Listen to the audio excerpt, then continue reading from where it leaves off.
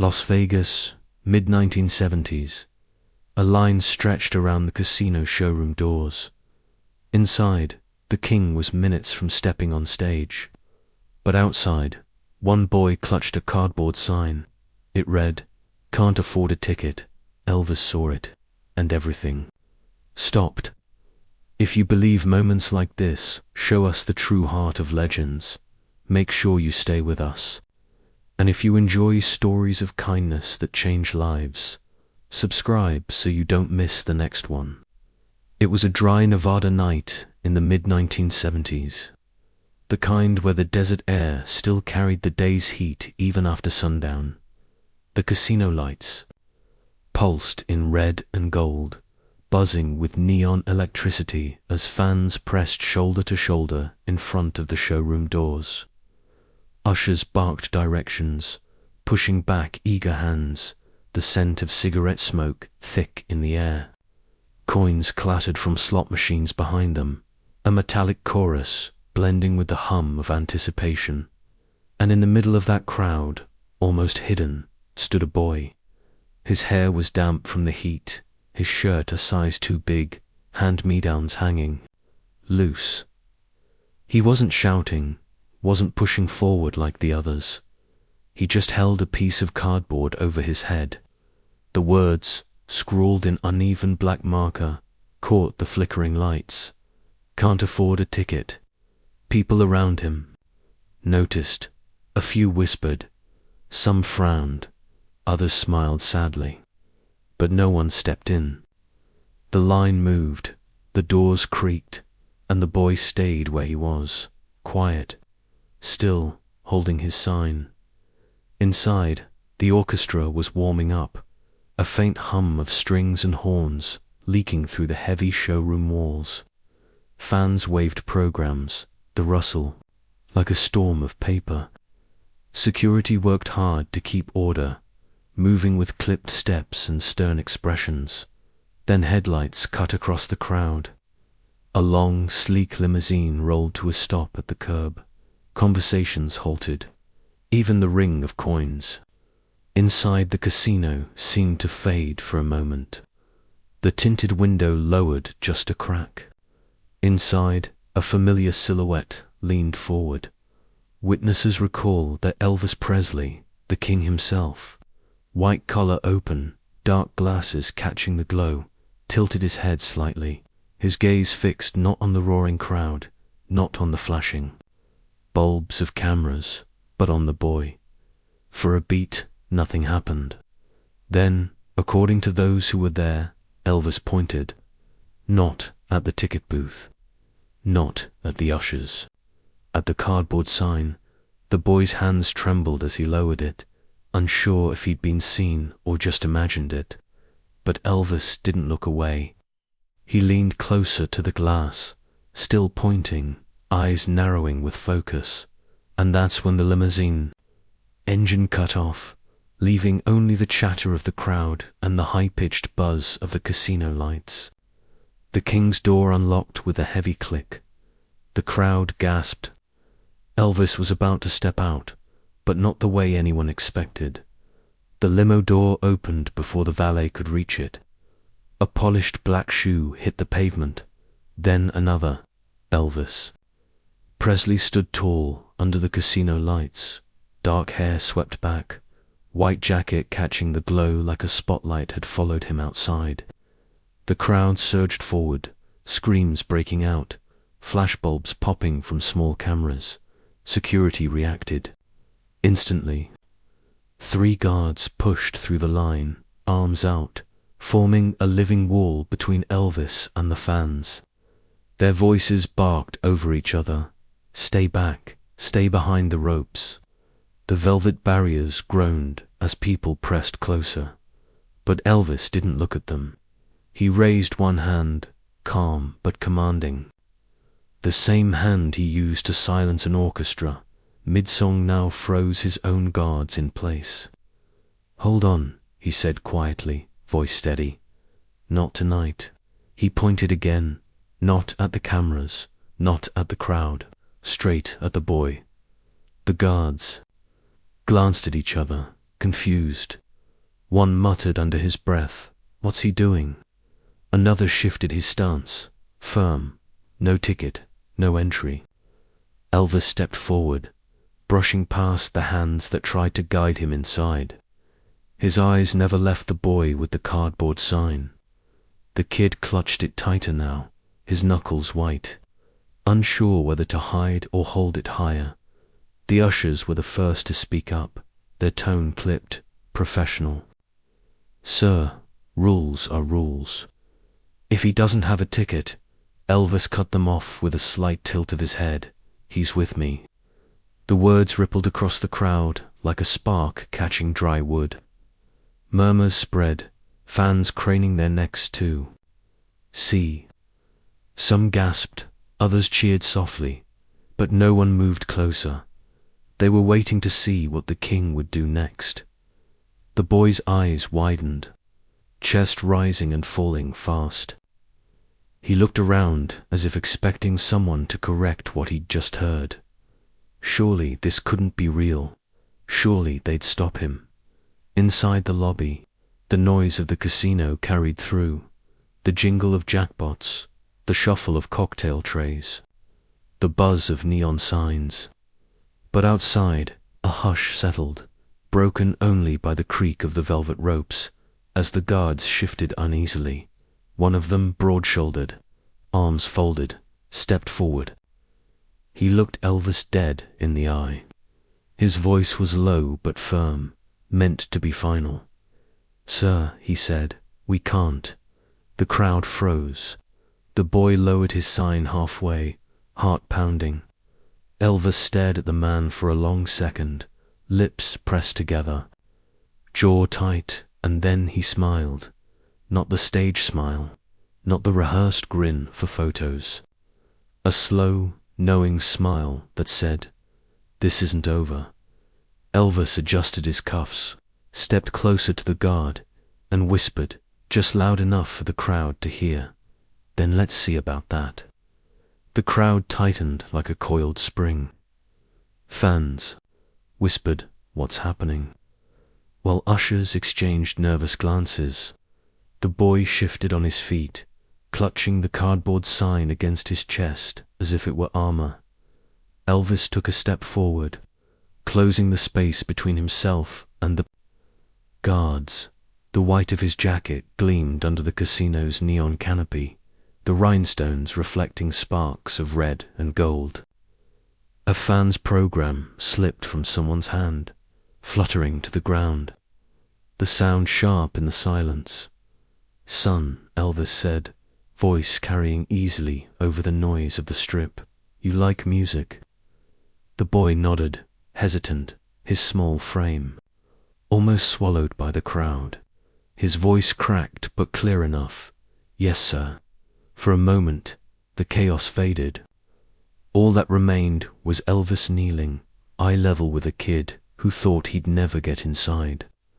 The boy's shoes scuffed, his knees shaking. Elvis gave a small nod, then stood back to his full height, eyes locked on the line of security in front of him. The head guard shifted uncomfortably. His stance was rigid, but his jaw clenched as though he knew this wasn't a battle he wanted. According to witnesses, he muttered under his breath, "Rules are rules." Elvis turned his head just slightly, enough for the crowd to hear him. His reply was simple, steady, and sharp.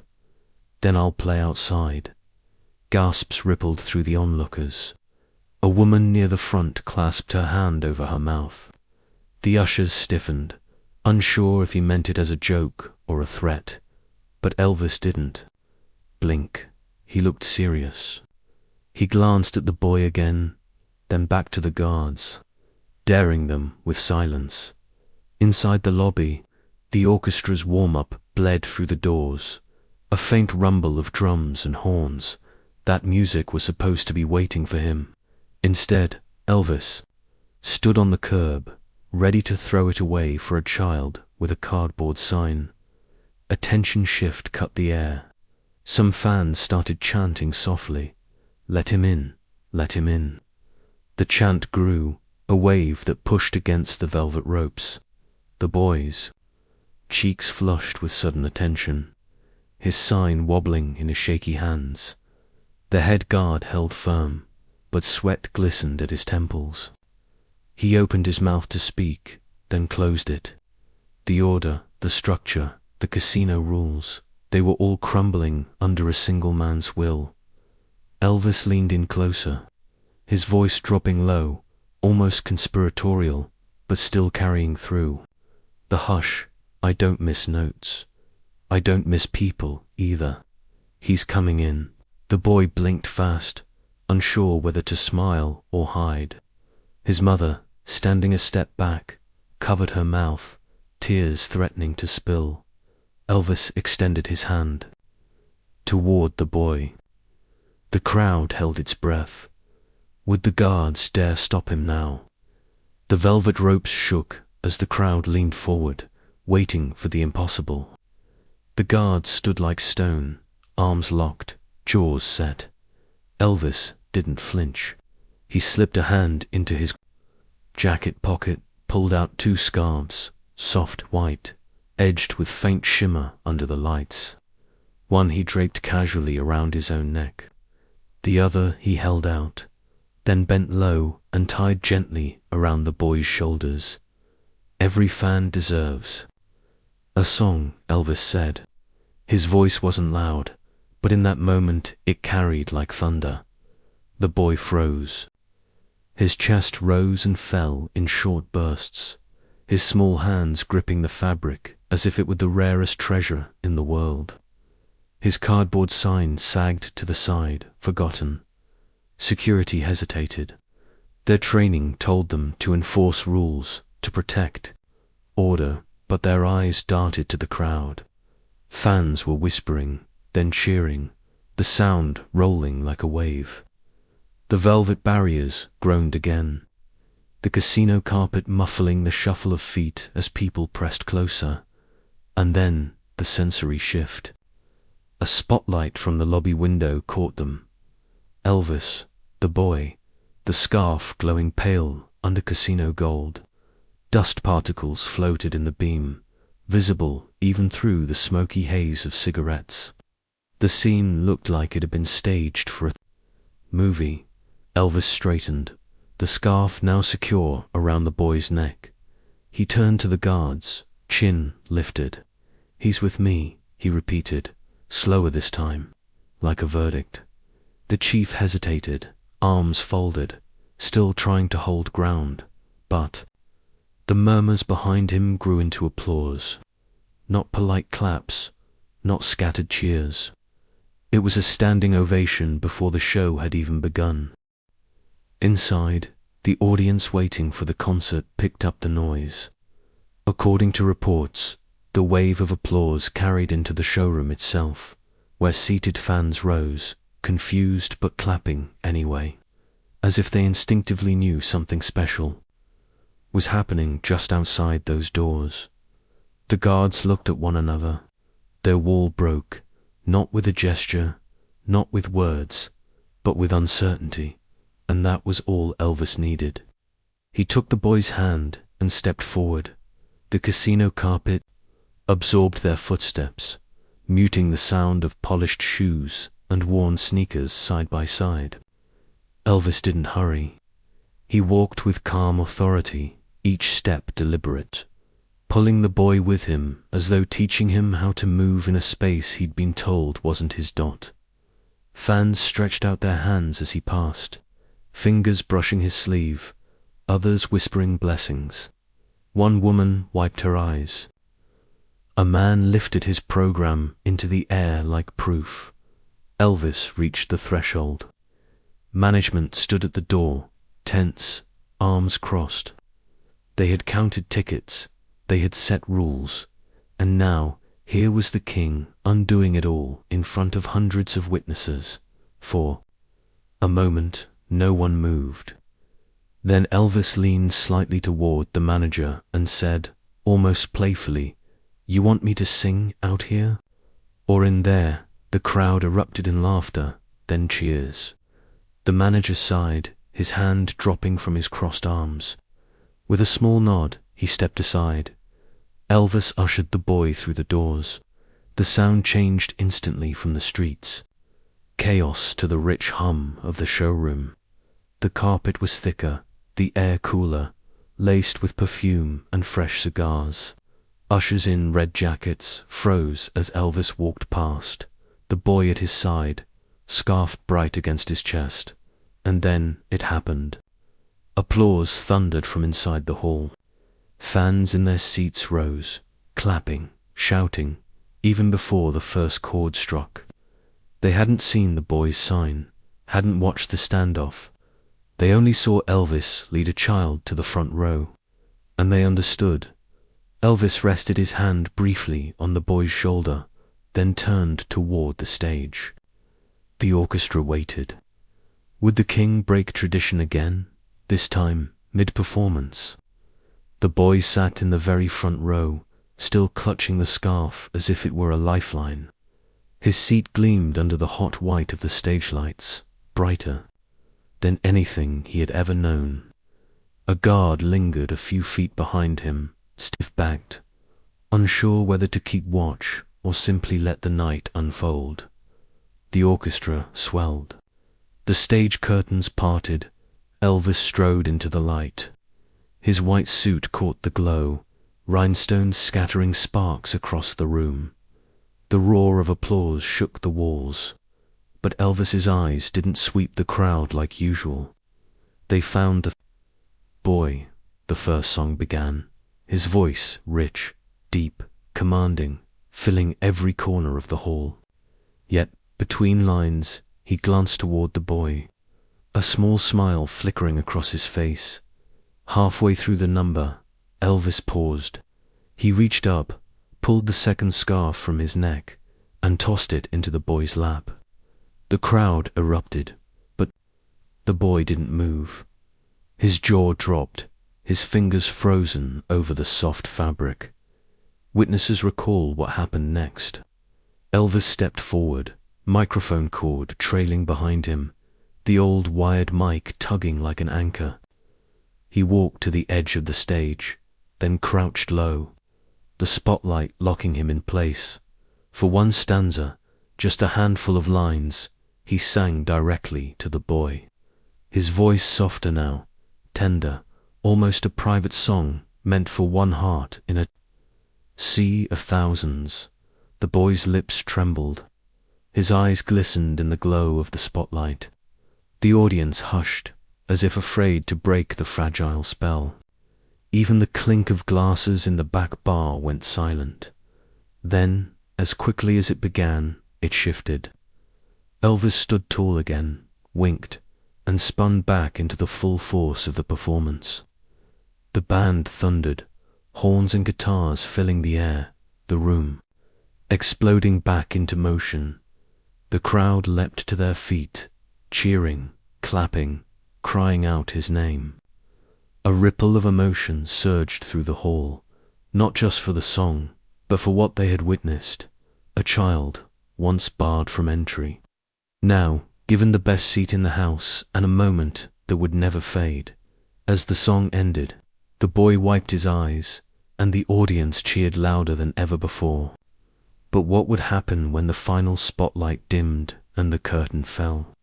The final notes thundered through the hall, the orchestra striking hard, then fading into silence. For a heartbeat, the room stayed still, then applause crashed like a wave. Fans stood, clapping, shouting, stomping their feet. Programs fluttered into the air. The boy clapped too, scarf in hand, eyes wide, cheeks flushed. House lights rose. The magic of stage glow gave way to the sharp reality of casino bulbs. Ushers hurried to guide the crowd out. Security stepped forward, scanning the aisles. There, posture stiff. The boy looked down, suddenly uncertain, shrinking into his seat. His mother touched his shoulder, ready to leave quietly before someone demanded it.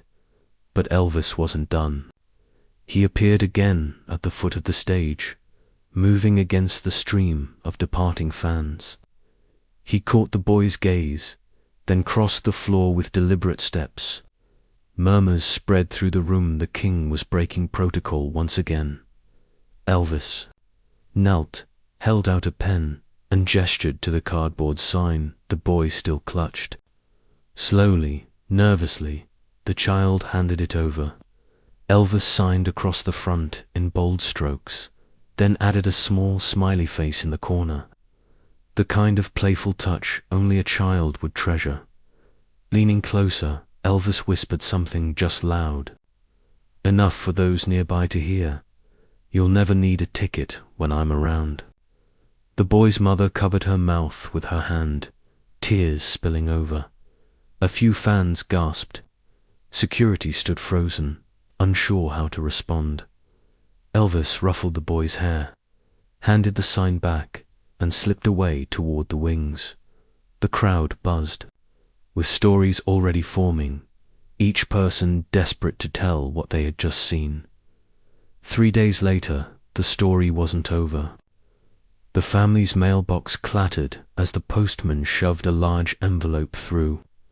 The boy tore it open on the kitchen table, fingers fumbling.